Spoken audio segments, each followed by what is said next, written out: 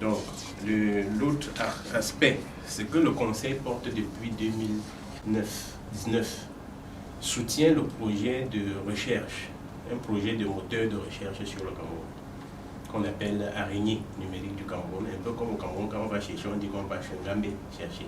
On a pensé qu'on peut s'inspirer de ça pour faire un moteur de recherche qui peut permettre de connaître non seulement les chefferies, les sites touristiques, culturels, et pendant ce temps, les différentes activités qui ont été organisées, des expositions, des foires, l'équipe technique a pu se rapprocher des représentants du ministère du Tourisme pour collecter certains documents que nous avons pu numériser.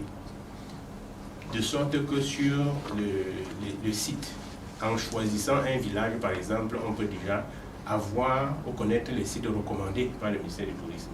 Donc on s'est contenté de relever des textes, des petits éléments. Et en présentant ce travail au ministère, on peut avoir accès aux images et mieux les illustrer. Donc c'est en ligne sur les deux passerelles en ce moment. Il y a l'un qui est Kametou et Mboatou. Je pourrais vous donner les liens.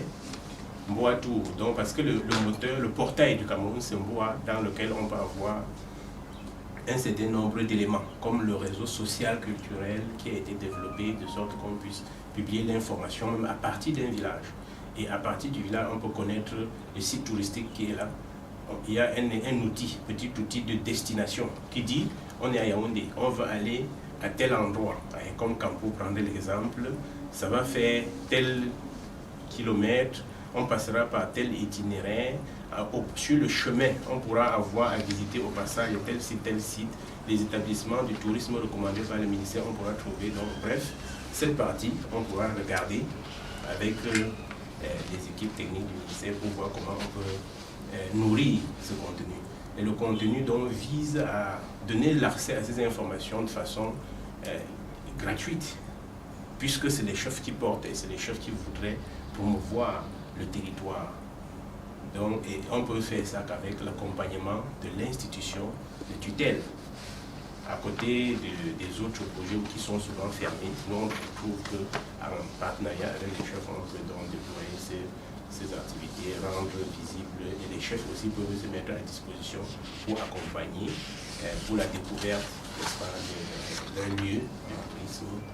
Donc ça c'est pour le moteur de recherche, et un document donne plus de détails dans ce dossier. Donc le dossier est complet, non seulement les mémos, le mémo, tout ce que nous avons à dire dans ce mémo.